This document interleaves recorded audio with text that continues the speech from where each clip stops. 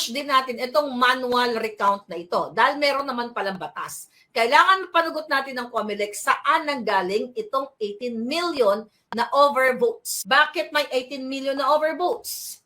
Saan kumuha ng boto si Kiko Matching? Tapos ang sasabihin ni George, wala daw dagdag bawas sa sa election ngayong nakaraan. Ano ang sabi niya dito? Na wala daw manipulation, walang tampering, itong naganap na eleksyon. Sabi niya wala daw nangyari kasi di ba perfect nga according to COMELEC. Di ba? Itong pagkakaroon ng duplication of vote, di ba duplication transmission. Remember that? We talk about that ni Attorney Glenn.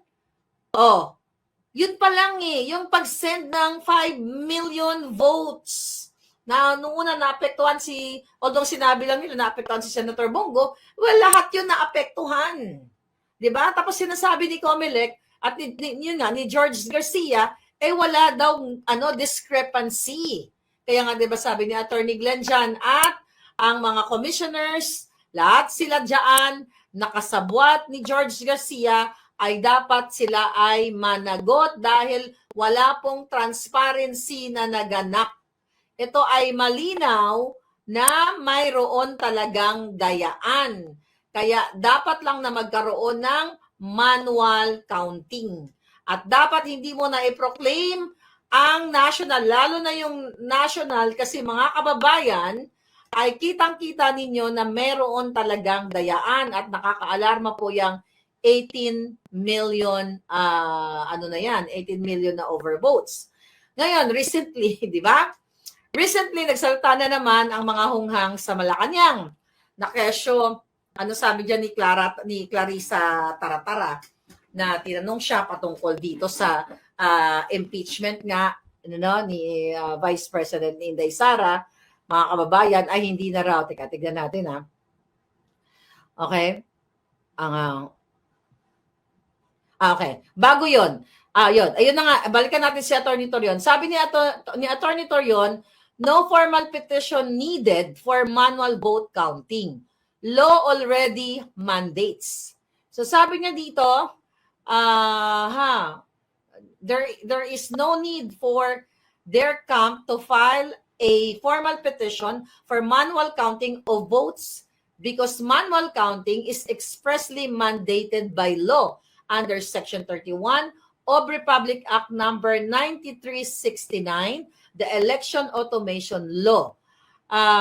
Okay. In a statement, Torion explains that this law reinstates manual counting within the automated election system, requiring the chairman, poll clerk, and third member to manually read and tally ballots in view of watchers and the public, thus ensuring transparency and verifiability.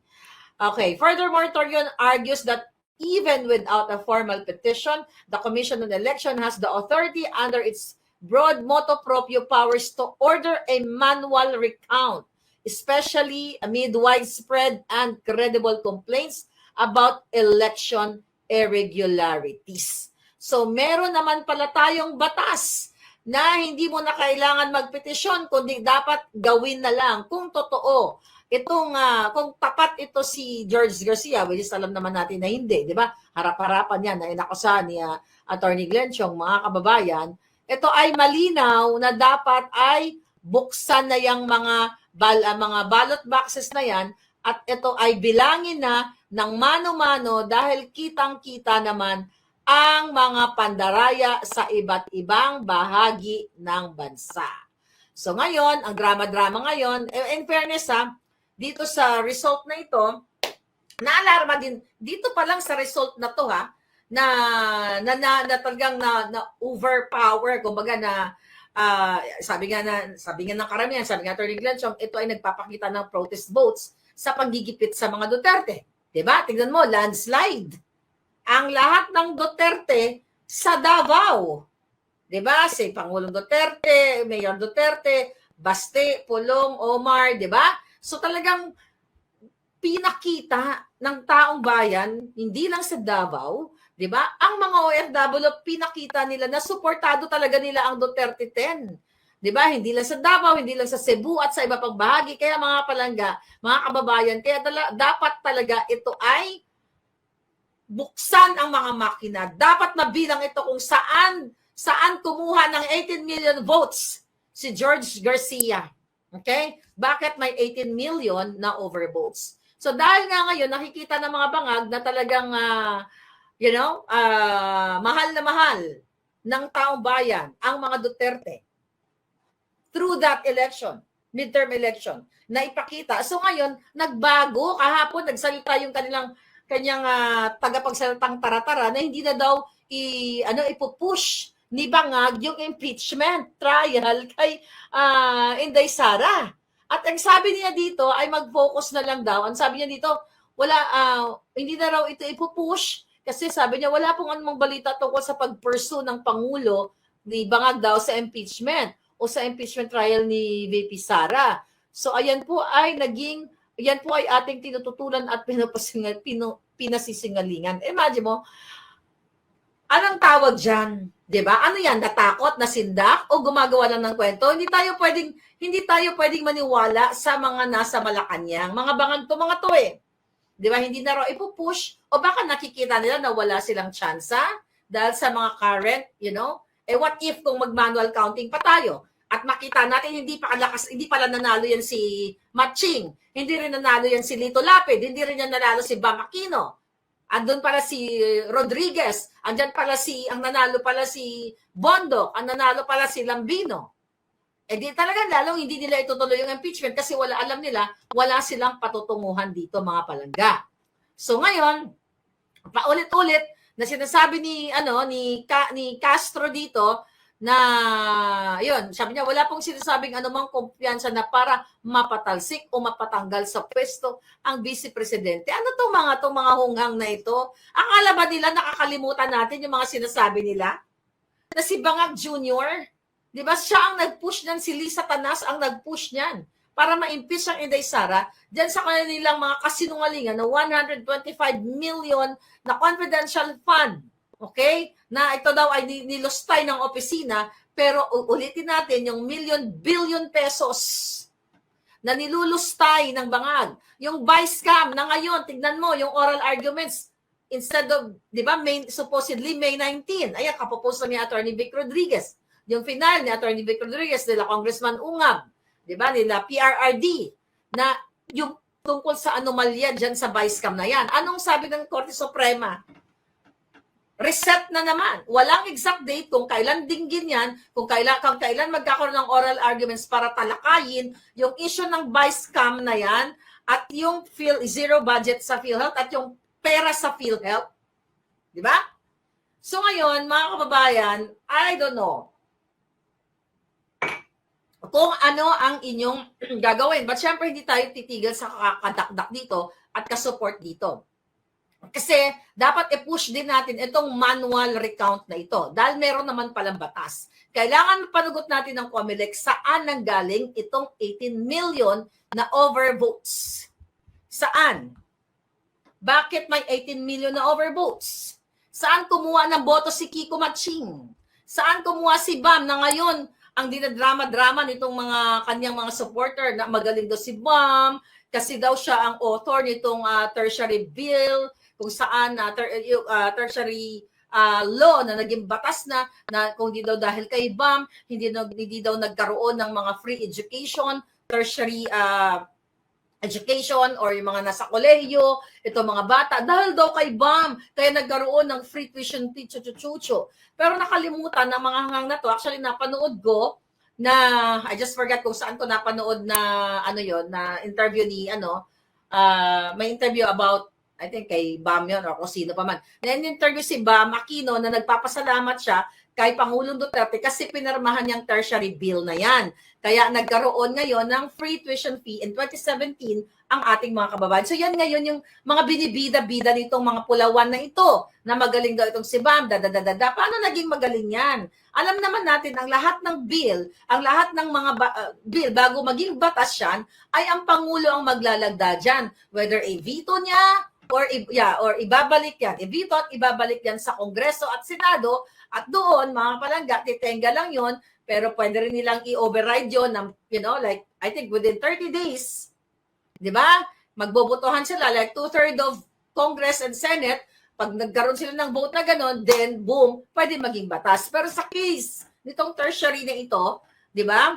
Ang paliwanag dyan ay pinakiusapan si Senator Bongo, I think SAP 2017, so SAP pa lang siya noon. So SAP pa lang siya noon na kumbinsihin ang Pangulong Duterte na permahan itong tertiary bill na ito, although yung mga economic managers during that time ni Pangulong Duterte ay nagdi-disagree dahil wala daw pondo, pero pinaliwanag ni Senator Bongo, now Senator Bongo kay Pangulong Duterte, na itong itong bill na ito, tertiary bill nga ay napakaganda at ito ay makikinabang itong mga estudyante at tukunin ang budget dito sa mga agencies na ganito. So, paano naging kay Bam yan? At saka hindi lang naman siya isang nag-author niyan. Hindi lang naman po isa. Di ba? I believe si, who's that? Yung nandyan ngayon kay Bangag. Di ba? Si Recto. Hindi mo pwedeng yan. Hindi mo pwedeng akuin yan dahil group effort yan. At whether dilaw yan, whether pula yan, kung sino man ang nag-author niyan, as long as para sa taong bayan, group effort yan. Kung sino man ang presidenteng pumirma, hindi niyo pwedeng sabihin, magaling. Dahil hindi magaling ang mga dilawan. Hindi magaling ang mga Aquino. Dahil kung totoong magaling ang mga Aquino, nung pinabagsak nila si Marcos Sr., dapat gumanda na Pilipinas. Bakit hanggang ngayon mas mahirap pa buhay nyo kumpara noon? Bakit ngayon dugyot kayo? Sige nga, kung magaling yung mga Aquino, yung mga buwakan ng Genemes na yan, kung magaling yung mga yan, yan si Matching. Ilang taon na yan sa Senado, ganun pa rin yung pangako niya. Gumanda ba buhay nyo nung naging senador sila? Sige nga, paano naging magaling yan? Mas naramdaman nyo nung naging presidente ang Pangulong Duterte, naramdaman nyo yung kaligtasan, kaalwanan ninyo sa inyong mga kalsada, sa inyong mga iskinita. Di ba? Tapos ngayon, ang mga drama-drama ni Bangag, ang drama nila na kesyo, welcome daw yung mga opposition daw. Mga opposition sa bagong mga senador. Now, sa atin ngayon, dahil after election, welcome daw ang mga bagong opposition as long as para lang sa bayan yung kanilang pag-o-object or pag-o-oppose as long as para sa bayan. Tapos wag lang daw ang obstructionist, sabi ni Taratara. Sino bang nag-o-obstruct dito? Hindi ba ang Bangag? Hindi ba ang Marcos administration ino-obstruct, sinisira nila si Sara Duterte para sa kanilang personal na interes para sa 2028. Nagtatrabaho yung Vice President, wala silang ginawa kundi i-obstruct, sirain ang buhay ng Vice President at sirain ang buhay ng mga nasa Office of the Vice President sa kanilang mga gawa-gawa at bintang-bintang na mga kaso, lalo na yung 125 million na confidential funds, pero ayaw nilang pag-usapan yung billion-billion na confidential funds, yung nakaw ng Bangag administration. Sino ang totoong obstructionist dito? Hindi ba ang Bangag? Hindi ba pinipigilan tayo, ino-obstruct ang ating mga ngangabels para wag nang magsalita laban sa kapalpakan nila? Sige nga. Sabi ni Marilyn Menz, tama ang kampo ni Pacquiao, ang pa-manual recounting, sana marami ang sumuporta dito. Alam mo, sa totoo lang, kung ikukumpara mo alam niyo naman si Dodong Manny, kaya ko lang naman ang inaaway-away si Dodong Manny, dati doon sa kanyang sustento ba sa kanyang anak, na hindi man siya nagsusustento noon. Pero okay naman na yan, kaya nagsusustento naman siya kay Iman, so okay na kami. Diba? Ayoko lang yung nanaginip siya ng mga kabayo-kabayo ba. Pero I will support Manny Pacquiao. Diyan sa kanyang sinabi niya ba yan, Marilyn? Pero ang tanong ko, if you compare Manny Pacquiao and Matching, I believe mas marami pang boto si Pacquiao. Diba? If you compare Pacquiao and Lito Lapid, mas marami pang makukuha si Dodong Manny. Mag-a-agree ba kayo doon? Kaya dapat talaga, Dodong Manny. Alam mo, love ko naman yan si Dodong Manny. And sa totoo lang, alam nyo, in 2012, sa todo, love na love ko naman yan as boxer. Talagang idol na idol ko yan si Manny. Ang dami kong memorabilia dyan. May boxing gloves, may t-shirt, may sombrero. Andyan, isang gabi nga, isang araw nga, nagligpit-ligpit ako, nakita ko, may pirma pa yan. Ang dami ko mga memorabilia dyan kay Dodong Manny. Tapos, alam niyo ba kung anong nasabi ko? Sabi ko, sayang naman ito. Ito kasi si Dodong Manny eh. Sabi ko nang kung ano-anong panaginip, na inis tuloy ako sa kanya. I said, nagsalita tuloy ako ng, hindi yan nagustuhan. Pero as a boxer, gustong-gusto ko si Pacquiao. Wala tayong duda doon. Ang ayaw ko lang kay Dodong Manny, ay, sus ko, naginip kasi ng kabayo. Yes, credit grabber daw si si Dam, totoo yun. In fairness, So, well, tapos naman na yun, di ba? Ako, tapos na yung bolja ko kay Manny, tapos na yun eh. Ang hindi ko lang nagustuhan kay Manny, ayan, nag-traidor ka kasi kay Digong. Di ba? Magkababayan tayo, dapat tayo magkampi-kampi, kaya para man sa bayan, nag-traidor ka. Ang sabi mo noon, pag nanalo kang presidente, ipakulong niyo mo si Imelda. Tapos ngayon, nag-kiss-ass ka kay Bangag. O, di ba? Sana nag-independent ka na lang, Dudong. Alam mo kung nag-independent ka, baka nanalo, pero baka nga nanalo siya. I don't know, hindi ko alam. Di ba kaya magkaroon ng manual counting? Right? Halata talaga na magic ang Duterte 10, sabi ni Malu Piton. Bakit bigla na lang nag-number 2 si Bam? Kiko, Kaya nga, dapat talaga, alam nyo, yung mga kayo, na mga senatorial balls, lalo sa Duterte 10, yung hindi kayo nakasama sa, dito, mag-demand kayo. Total, nagnawagan na si Pastor Kibuloy. Di ba? Mag-demand kayo ng manual counting. Ilaban nyo to. Paratingin nyo sa Korte Suprema kung saan pa man. Dapat ilaban nyo ito. Kasi kung talagang nanalo ka. Di ba? Hindi porket nanalo na kayo, let's say kakampi namin kayo, nagniniwala kami sa inyo, porket nanalo na kayo, hindi na, wag na tayo magpa-manual counting. No. Sabi ko naman, di ba, na dapat magkaroon ng manual counting, dapat bulangin ang voter's receipt, hindi yung nasa loob, kasi meron na pong ebidensya na nakaprogram na yung SD card, yung hindi natin nakikita. Di ba? 11, sabi ni Palangga, 11 co-authors including Bam Aquino, sabi ni Regina, yun na nga. Hindi naman ang isang batas, babalik tayo kay Bam, hindi na naman isang tao yan, group effort yan. Kaso lang, hangal nga talaga itong mga dilawang mga bata pa kasi walang alam eh. 'Di ba? Tingnan mo ngayon sila. Wala silang alam, mura na mura, galit sila kay Marcos ngayon. Tingnan mo, magkakampi na si De Lima at saka si Chel Jokno, yung tatanggalan ng ngipin ni Pangulong Duterte. Naalala niyo 'yon? Marcos Bahog Lubot. Sabi niyo noon, Marcos Bahog Lubot. Okay? Marinas Technology, ano 'yon? Ngayon, so kaya nga kinomputerize para lapit sa katotohanan, pero bakit sobra? Sino ang programmer diyan? Isama sa investigasyon, sabi ni Philippine Shield. Kaya nga, yan ang tutukan natin, mga kababayan, na talagang dapat mabilang yung boto na yan. Sige, tayo natin may nag-message. So ngayon, mukhang naaalarma na. Okay, dali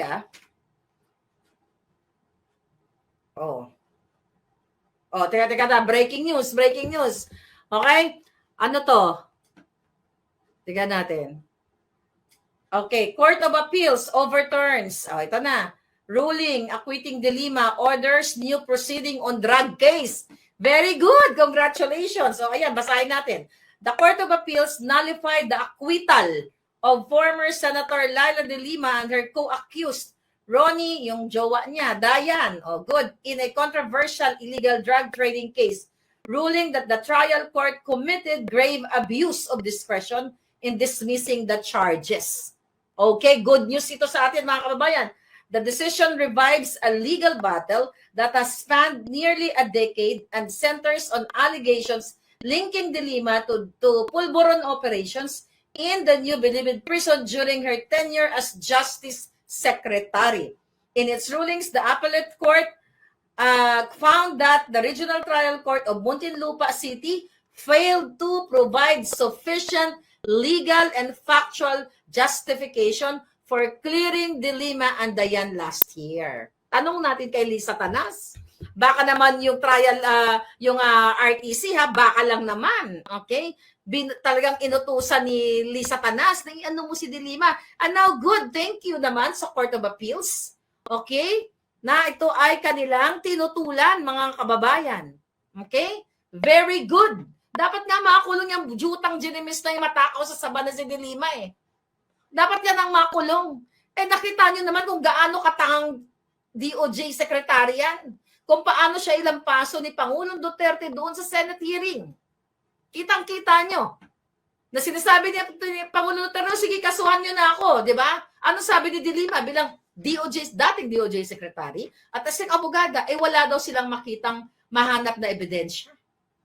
Kaya nga wala silang naikaso kay Pangulong Duterte. Kaya ang ginawa ni Lisa Tanas, ang ginawa ni Bangag Jr. ay kidnapin na lang ang Pangulong Duterte papunta sa Daig. Hindi nila kaya na lumaban sa patas na batas sa Pilipinas. Ang kaya lang nila mag-bribe, magbili ng bayaran yung mga tiwaling justices o bayaran ito mga hinayupak, yan si Torres, si Lacanilao, si dalawang Remulla at si Marbella, ang mga hinayupak na yan. Magbabayad lahat yan sa kanilang ginawang pangingidnap kay Pangulong Duterte. Hindi nila kaya yung mga Duterte. It's not because dahil Duterte sila. Dahil minahal sila ng bayan. Dahil nakikita ng taong bayan yung kanilang maayos na mandato na ginagawa nila sa Davao. You know, hindi mo naman, yung landslide nila sa Davao, nakita ninyo. Alam nyo, kung masamang tao yung mga yan, mga kababayan, tignan mo, hindi na nga nangampanya ang Pangulo, kinulong nila doon. Hindi yan iboboto, paulit-ulit na iboto ng mga Davaoenyo. Hindi yan iboboto. Hindi katulad dito mga nanalo, questionable, o labas sa atin number 3, ay number 2, number 5. Tapos, prior ng election, nagmamakaawa na sana iboto nyo si Kiko, bakit ayaw nyo iboto? Tapos biglang nasa top 6. Di ba? Tapos tignan ninyo, ano nangyayari ngayon? Ngayon talaga ang langit minsan nagmimilagro din, no? Lord, thank you, no? At dapat mautas na tong lahat ng mga ito. Dapat matapos na si Bangag. Feeling ko, kaya ito si Bangag, bilang kumakambyo na wag nang i-push itong pag-impeach kay Inday Sara, baka ito na yung magiging katapusan niya na hindi niya talaga matapos yung kanyang termino. Sana nga, hindi niya na matapos, di ba? Sabi nga namin Atty. Glenn, dapat makalimutan na lang niyang huminga. Di ba? Excited pa naman daw si De Lima. Sabi ni Olok mo, excited pa naman as prosecutor, ang gaba, diligid magsaba. Junel. Sabi ko nga kanina, di ba, sa short vlog natin, immoral. Walang paninindigan. Alam nyo, kung si De Lima sana, okay? Kasi ako aminado ako, nabudol ako eh. Tayo, aminado tayo, nabudol tayo. Alam mo kung meron tayong bibiliban dito na nag-iisang na nakikita. O si Attorney Rowena Guanzon, dating Commissioner, yan yung dilawan na mahal namin, na mahal natin. Kasi sinuportahan natin yan eh. Yan siya ang dilawan na nanindigan na si Marcos ay bangag. Si Marcos ay magnanakaw. Si Marcos ay lahat na. Pero tignan mo si De Lima. Dapat minahal na natin yan si De Lima, no? Kaya niyo bang mahalin si De Lima? Kung sana ay nanindigan siya na Marcos magnanakaw, mga violator ng human rights. Kaso, paano ka ngayon, De Lima? Baka binitawan ka na naman ni Lisa Tanas.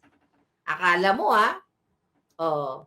ngayon, na-overturn na ang iyong pagpapalaya sa'yo. Sana nga makulong ka talaga. Diyan sa Bilibid. In fairness, ang kulungan doon, ang detention ni Pangulong Duterte, hindi siya yung dugyot na katulad ng, kulungan dyan sa Pilipinas. Diba? Isipin na lang natin si PRRD ay nagbabakasyon and sooner ay makakauwi na. Kasi sabi nga ni Kaufman, yung pagpanalo ni Pangulong Duterte, yung pag-landslide niya sa Davao at yung result ng election ay patunay, na talagang ang mga tao ay naniniwala sa kay Pangulong Duterte at ito ay baka makatulong pa, mga kababayan, sa kanyang mabilis na pag-release sa kanya. Kasi baka makita ng pangalan nito ng ICC judges, teka muna, At malaman na rin yung pag na-present na yung mga kalechihan ng mga kanilang mga gawa-gawang witnesses. Diba? Kaya ako talaga ang pinipray ko na makauwi na yung Pangulong Duterte sa kanyang bakasyon. Tapusin na yan at dapat na napanagot yung mga hinayupak na yan na nagpadukot sa kanya na nagpakidnap sa kay Pangulong Duterte. Diba? Sa tingin nyo ba, ito, may tanong ako sa inyo, para tuloy yung impeachment, sa tingin nyo ba boboto si Amy? Pabor kay Inday Sara? Ang kapal naman ng mukha niya, di ba? Kung hindi siya boboto. Pero, hindi natin alam kung talagang nanalo si Amy Marcos. Kasi sukang-suka taong bayan sa kanya, never again. Tapos nasa 11-12 naglalaro. Kaya manual counting.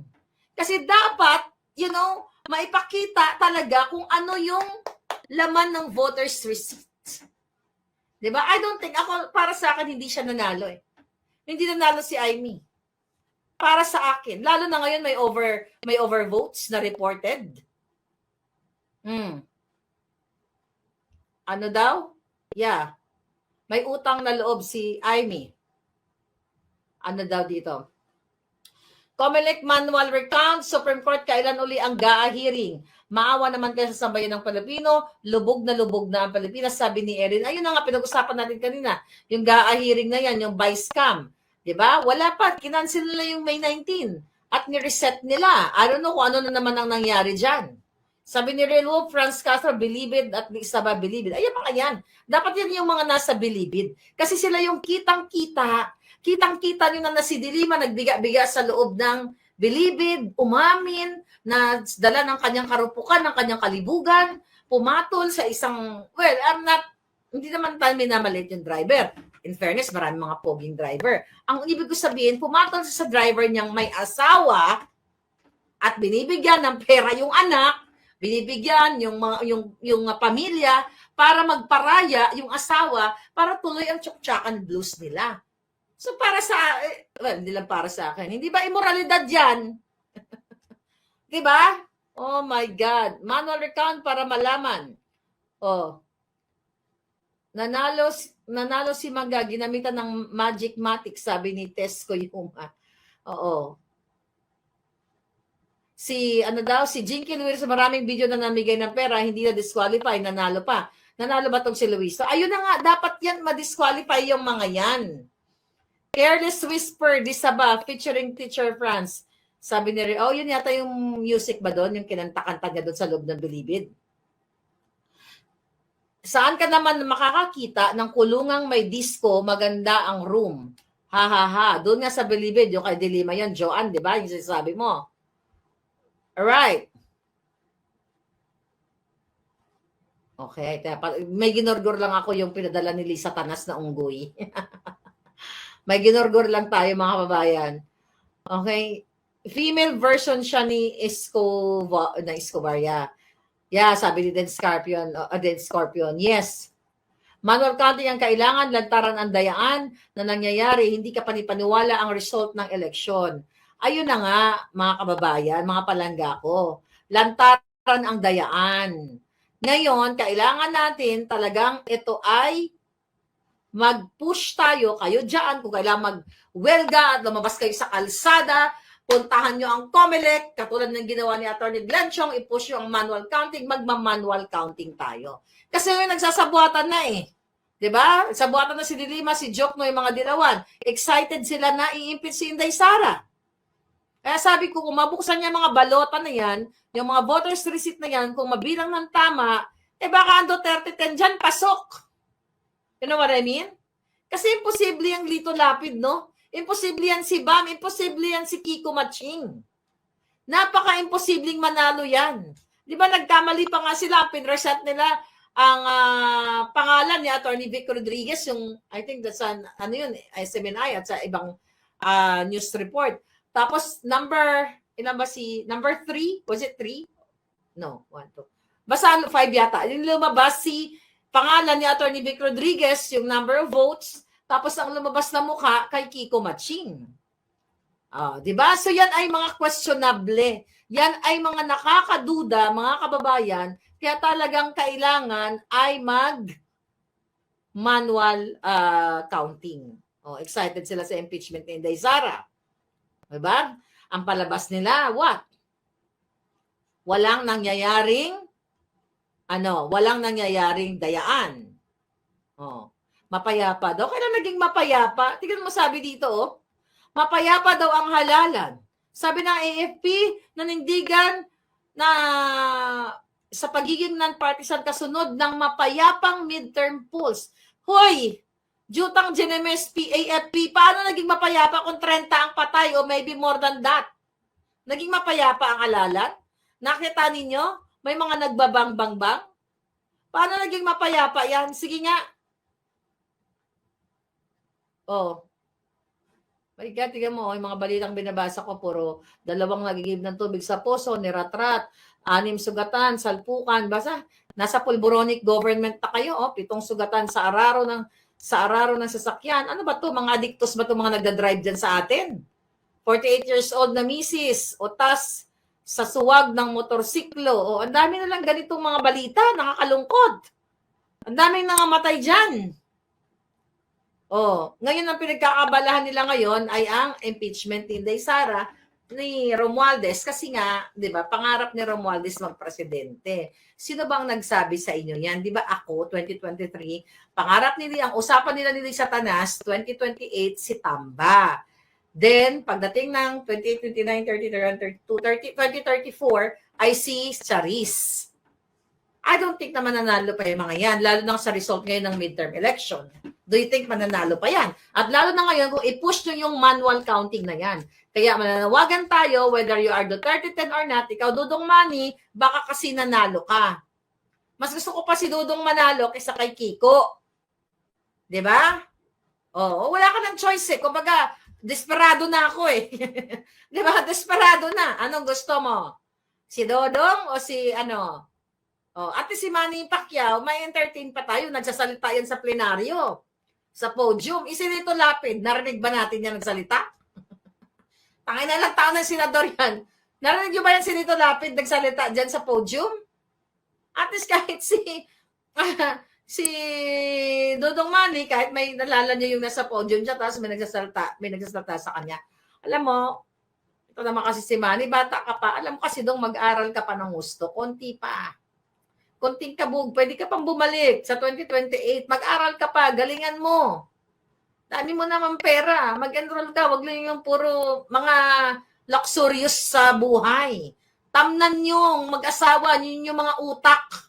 Ayan, alright, lalo sa kamay nyo lahat. Tamnan kung gusto nyo maglingkod sa bayan. Kasi in fairness, nagbigay-bigay naman yan ng mga donasyon, you know? Pero I don't know kung magkano ang bawi niyan nung kayo ay nakaupo sa mga proyekto. Lagyan nyo pa ng dunong yung utak ninyo. Kasi naniniwala ako, sa totoo lang, naniniwala ako na mabait na tao si Pacquiao.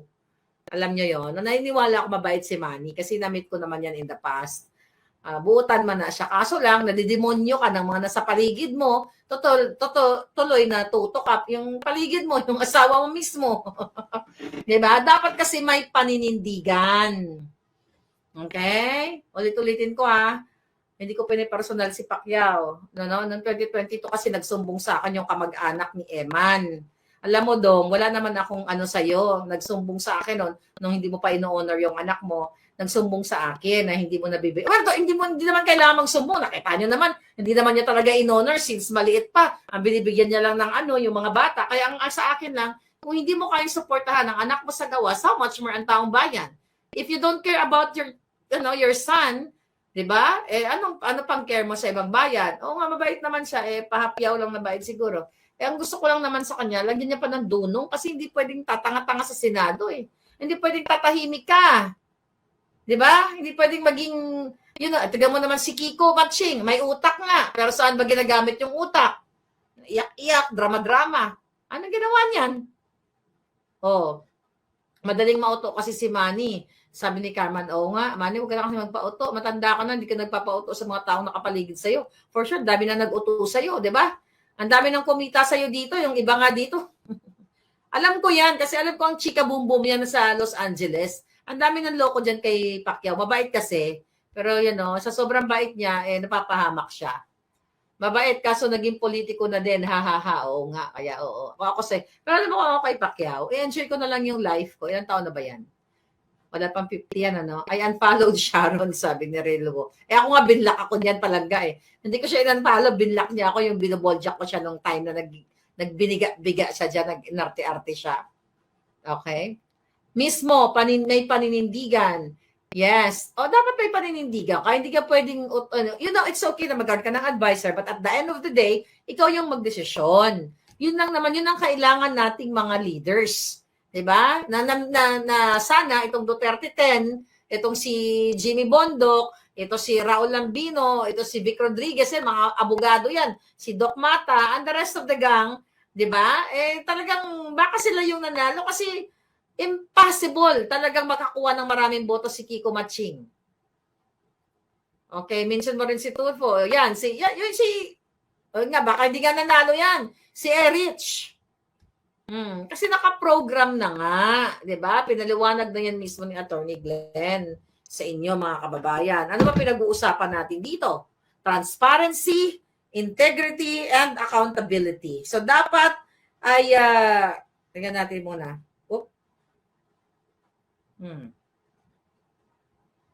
Exciting na daw ngayon at kailangan dapat maimbestigahan itong ano na to ha. Tingnan natin to. Ano sasabi nito? Maimbestigahan ang ating ang COMELEC.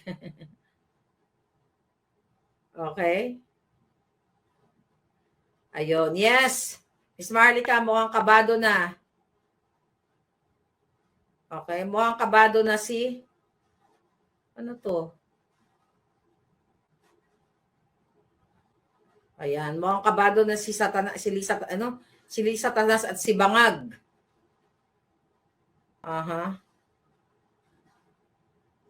Okay. Ayun. So yan, i-push natin mga kababayan. Ano daw? Sino ba ang bumoto kay Lapid na yan? Baka yung makina bumoto sa kanya palangga o sa katanungan mo. Mission Impossible manalo si King Kong at saka si Tulfo, sabi ni Perceive Dominic Dorante. I know, right? Okay.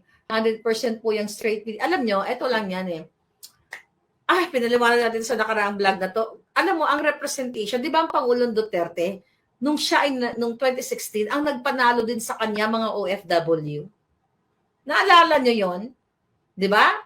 Sa effort ng mga OFW, sa panawagan natin, sa ating mga pamilya dyan, talagang pinasikat natin ang PRRD sa social media dahil yun lang naman ang power natin. Di ba? Si Pangulong Duterte nga, di ba? Kaya nagalit yan sa ABS-CBN dahil nagbayad siya ng pang-ads siya, hindi ineri yung ads niya. Hindi siya nabigyan ng opportunity nitong mga media na to. Tayo yung nagbigay boses sa kanya. Tayo rin ang nagbigay ng boses sa Duterte 10. At pinatunayan niya ng OFW sa buong mundo. Dahil ang nakakuha ng maraming boto, majority ay ang Duterte 10. Tapos pagdating sa Davao, ganun din. Sa Cebu, ganun din. Pagdating sa buong Pilipinas, biglang si Matching. Ngayon magpaliwanag ang COMELEC. Saan nanggaling yung 18 million overvotes na yan? At yun nga mga kababayan, anong masasabi niyo sa balitang ito? Maaring ihayag ang inyong opinyon at kuro-kuro sa comment section sa ibaba. Huwag din kalimutang mag-like, mag-subscribe at mag-share sa bidyong ito. Maraming salamat sa panonood.